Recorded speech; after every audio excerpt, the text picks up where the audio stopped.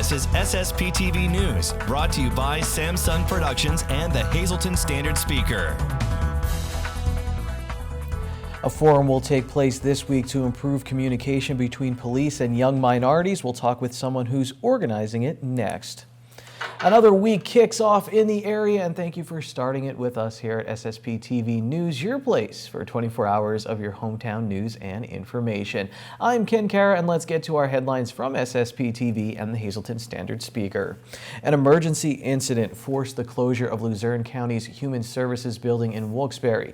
The building houses some 300 employees in the Luzerne County Area Agency on the Aging, Mental Health, Developmental Services, the Office of Human Services, and Children and Youth. County Manager David Pedri says a portion of the building was set on fire but was contained by the sprinkler system and quick work by firefighters. Wilkes-Barre Police and the DA's office were called in, and the matter is considered an open criminal investigation. The building was closed today, but all calls were diverted to on-call workers, so there was no lapse in coverage. Security has been stepped up, and the building will reopen tomorrow, and crisis counselors will be on hand. An early morning fire in Gilberton has left several people homeless. The flames broke out around 2 a.m. at 14 Draper Street. Everyone inside did make it out safely. There is no word on a cause. A special forum that combines youth and law enforcement will take place tomorrow at the Hazleton One Community Center. Lisa Sugart has more on the new initiative behind the event. Today, I'm very pleased to welcome into our studios Frank D'Andrea. He is the president of the board of directors for HIP. He is also a facilitator for a new county venture, I guess I should call it, called DMC. And I'm going to let you explain what DMC is and the event that's going to be coming up too as part of this. First of all, what is DMC? Thank you very much for having me, first of all. DMC is Disproportionate Minority Contacts. It's a national effort and a national program. It's also statewide, facilitated through the Pennsylvania Coalition of Crime and Delinquency. And it's in our county now, thanks to Judge Amesbury, Angie Zara from juvenile probation, and Teresa Klein, who heads the DMC. But the disproportionate minority contact is where people look at statistics and recognize that youth of color, any color, are disproportionately contacted by police way more than they should be compared to their white counterparts. And so what it does is it tries to assess why are children of color being contacted, which ends up leading to an arrest, versus white youth, and how can we fix it? So you're trying to strengthen the relationship between the youth and the law enforcement community. Absolutely. What ends up happening is the disproportionate minority contacts are a lot of lack of understanding on both parts. Cops don't really understand that a 16-year-old kid's brain isn't fully developed. They're still adolescent. Adolescents don't understand, why is that cop ordering me to take my hood off? And you draw a line in the sand, and I'm just not doing that. They make decisions that lead to the arrest. And what DMC truly does is it helps youth and law enforcement understand each other. You don't have to like each other, but you do need to understand to be able to work together, because we don't want to put unnecessarily kids into a prison pipeline, and we want everybody, our cops and our kids, to go home safe at night. Absolutely. Well, now a youth law enforcement forum was held in November, and another one now is coming up in March right here in Hazleton at the Hazleton One Community Center. So you told me there's been a lot of support for this. What's the goal of having that event in March, and what's been the support you've received from throughout the community for this venture? Our support from the entire county is incredible. You know, county offices, district attorneys, judges, juvenile probation. We moved down into the local area of Hazleton. The support that we have of Chief Spezial and the police department, Hazleton Police Department, who are on the panel. You have the school district. We start with the school board, working with Mr. Zola and several members of the school board who are aware of this program and totally support it. Dr. Butler, who is instrumental in figuring out how we're going to get kids to the forum, Principal Patron, who is going to provide the kids, and we get an incredible amount of support. There's the understanding that comes from DMC and the community benefits because we keep people out of the prison pipeline unnecessarily. They're brilliant minds and we're no longer wasting them. They can get educated, they can go to school, they can get out of the rat race, so to speak, or the tailspin that they're placed in when they become juvenile delinquents and then they have an arrest record and they can't get jobs and we destine them to a life of crime. DMC helps change that. Great program, a great initiative, and it's a win-win situation for everyone involved. Please come back. I know the forum is not open to the public that's taking place, but please come back afterwards. Let us know what transpires and the difference that it is truly making in our area. Thank you so much, Frank DeAndrea. Thank you, Lisa. The Philadelphia Flower Show opens Saturday, and SSPTV's The Girls have a free pair of tickets for one lucky viewer. Simply go to facebook.com/thegirls.ssptv for details and post your favorite flower in the comments section. The winner will be chosen tomorrow. And speaking of the girls, they are featured in this month's edition of Happenings magazine. Happenings showcases the best of Northeast PA, including the Poconos, Endless Mountains, Back Mountains, and Wilkes-Barre-Scranton metro areas. Pick up a free copy or check it out at happeningspa.com. And tonight we have a shout out for Jackie Joyce, one of our SSPTV News fans on Facebook. Thank you to Jackie for the support, and don't forget to like our Facebook page for your chance at an SSPTV News shout out. Well, coming up next, it's Chamber Monday, and that means we'll check in with the Greater Hazleton Chamber of Commerce to see what's going on in our local business community. In sports, we'll take you inside Marion Catholic's win over Shenandoah Valley in the District 11 AA Championship, and we'll hear from Hazleton area's head coach after their loss in the District 2/4 sub-regional final.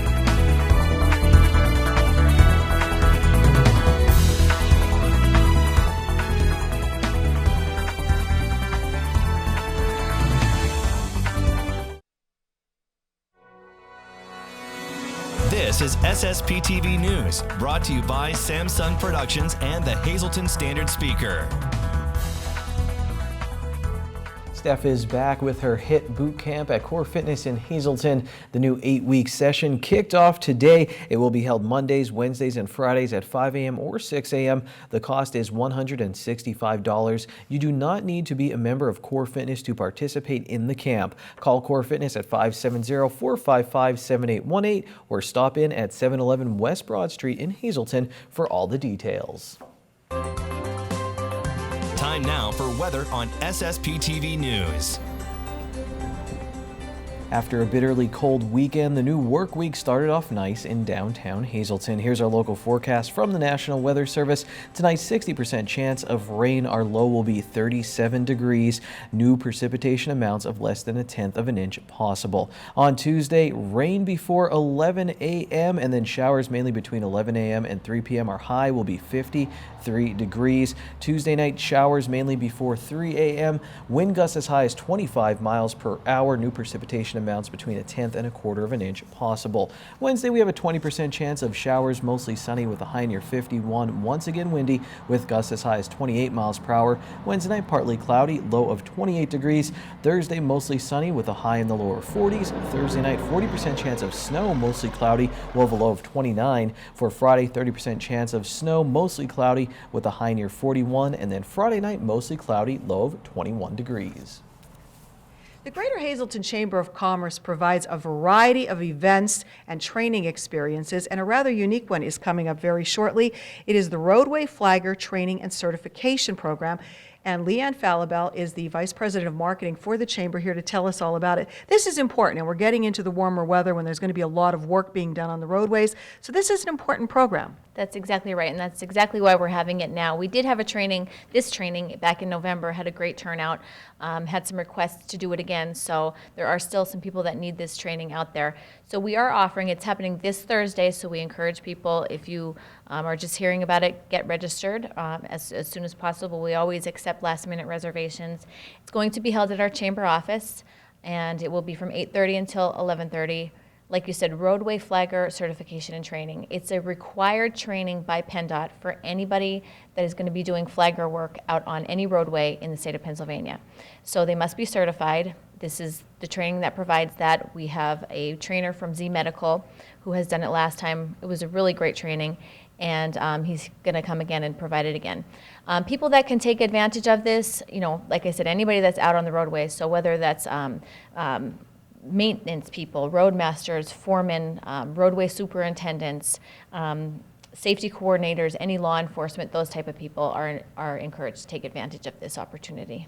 All right, well, it seems like a really important program, and you do have to be certified to do that, so this is the perfect opportunity to do it. The cost is $60 for members and $75 for non-members. If you'd like more information, you can give Leanne a call, but you have to register soon because it is taking place this Thursday, right? Correct, yes, and like you said, they can register right on our website, hazeltonchamber.org, or call me right at our office, 570-455-1509. All right, great information, important information, and if you need the training, get it this week.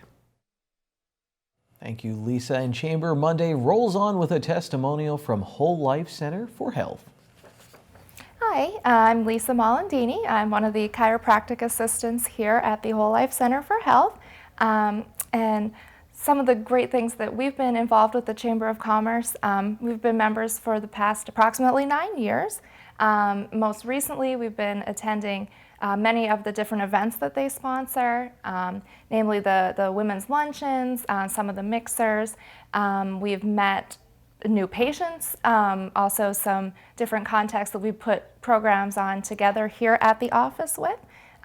We just think it's wonderful, the different opportunities that they offer to the community, especially with these seminars on how to build your business and use online marketing. The Chamber definitely, provides a great service as far as allowing the different business people from all walks of life to get to know one another, kind of exchange information, and it's a wonderful opportunity just to meet one another, and you're kind of in your own zone at work, and when you get to meet others that do a very different service, it's a great way to exchange information and get to know others. Here's your midday winning lottery numbers. 44, my dad's number for the Hazleton Mounts on the football team. Pick 3 numbers, 811, pick 4, 0054, and pick 5, 35730. There were so many championships handed out this weekend. We'll get you caught up in sports when we come back.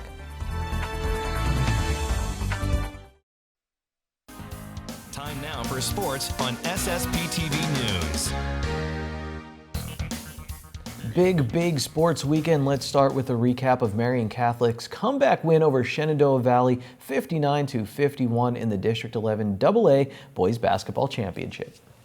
Marion trailed Shenandoah Valley by 11 points at the half. Midway through the third quarter, the Colts found themselves down 13 after this Robbie Mahalik 3.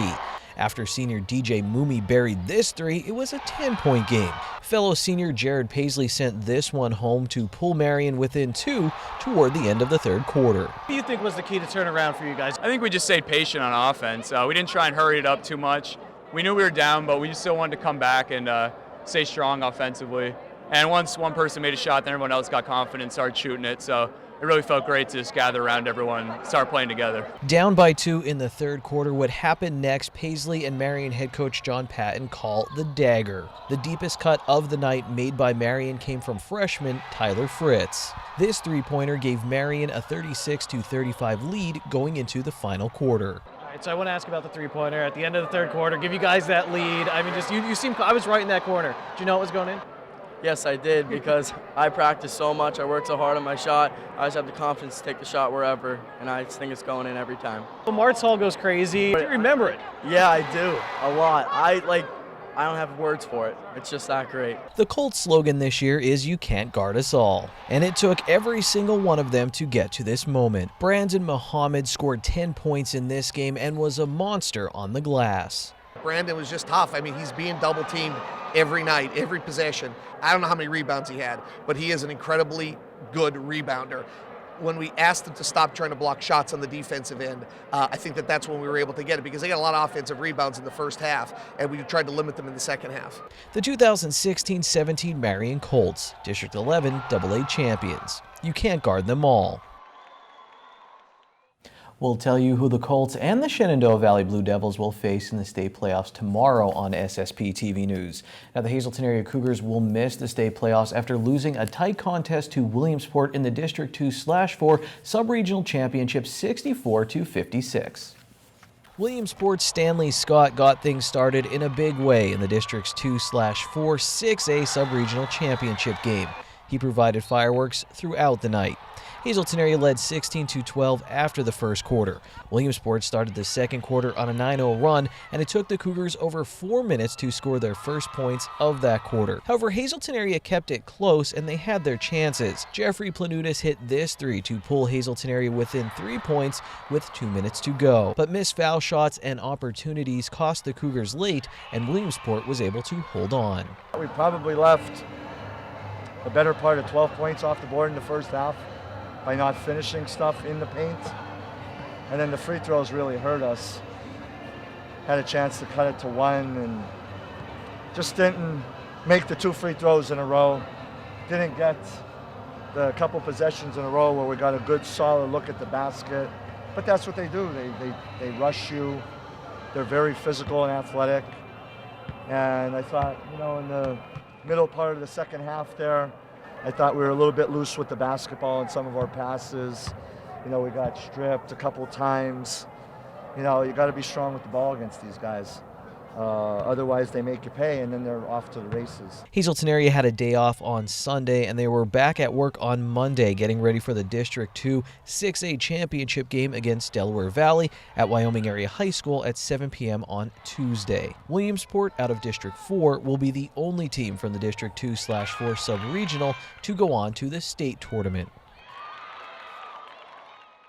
The Hazleton area girls lost in the District 2/4 sub-regional final on Friday 56-25 to Scranton. Let's quickly now check out some wrestling and swimming results on the SSPTV standard speaker scoreboard. Here's a list of our local wrestlers going to states after the Southeast and Northeast regionals this weekend.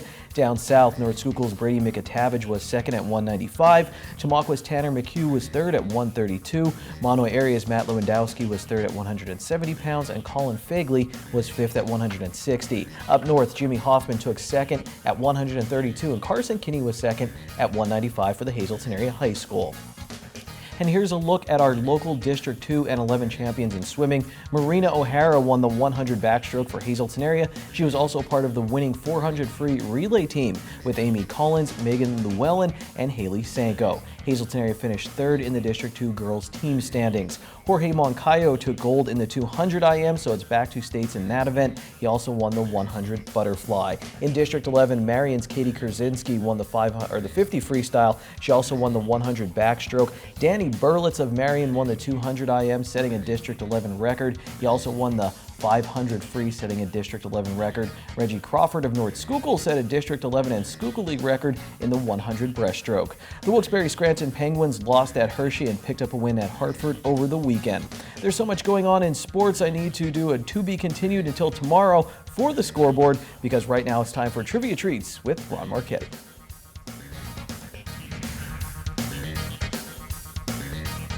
March 6th, the first Monday of the month. Hi, everybody.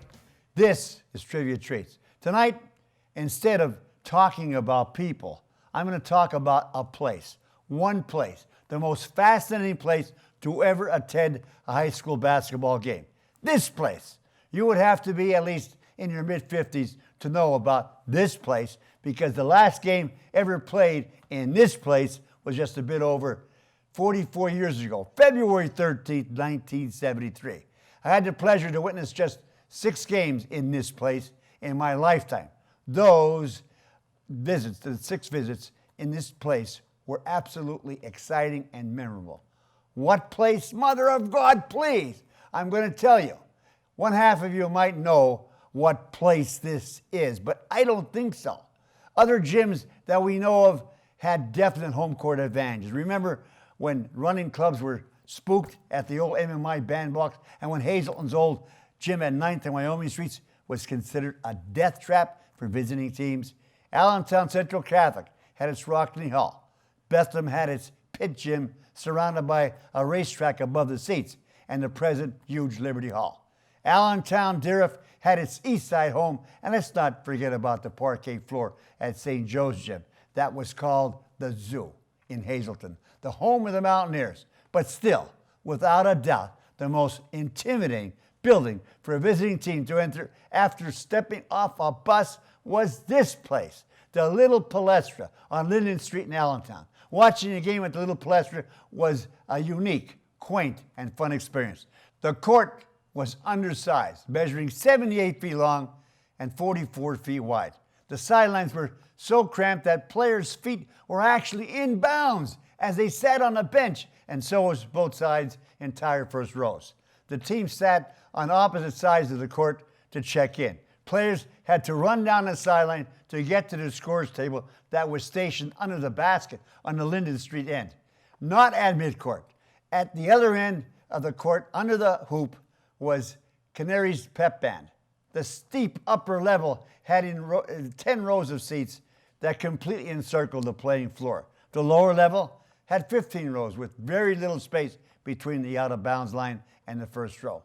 In 43 seasons, the double-decked 2,200-seat gym hosted 17 East Penn championship teams and 9 District 11 titleists and 5 state championship squads. The Little Palestra opened in 1930. In 1971, Hazleton defeated Allentown 62-60 in overtime. That was my final visit to the Little Palestra, 2 years before it closed. However, my most memorable game there came in 1960 when HHS beat the Canaries 58-51 to remain unbeaten at 12-0. In its heyday, the cozy and intimidating Little Palestra was the real mecca of high school boys basketball. It was a home court advantage unlike anything anybody else had. Till Friday, be a good sport, stay loose. Good evening, everyone, and here's tonight's social news. First tonight, happy anniversary to Jean Bellatier. She celebrated on Sunday. This wish comes with love from your husband, Greg. In our Talk of the Town report, Dr. Thomas Mead will be hosting a 1-hour discussion on orthopedic surgery without the use of narcotics. The Opioid-Free Surgery Joint Replacement Seminar will be held Wednesday, March 8th at 6 p.m. in PNC Field in Music. Refreshments will be available. For more information about the seminar or to register, please call 610-861-8080, extension 36587. That's tonight's Talk of the Town.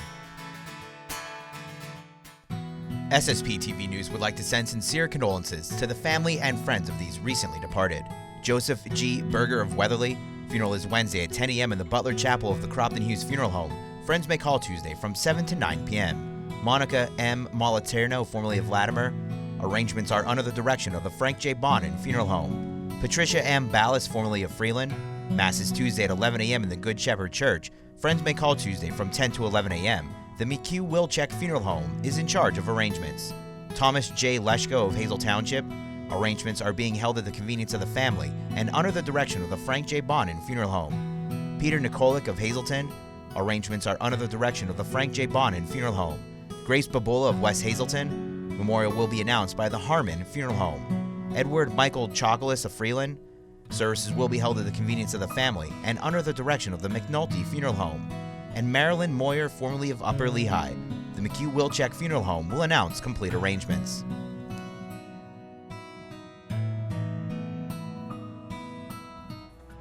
Dave Seaman has a great column on the Hazleton area basketball team in today's Standard Speaker. Check that out and check us out tomorrow. We'll see you then. Take it easy, everyone. Watch us online anytime at ssptv.com and follow us on Facebook and Twitter.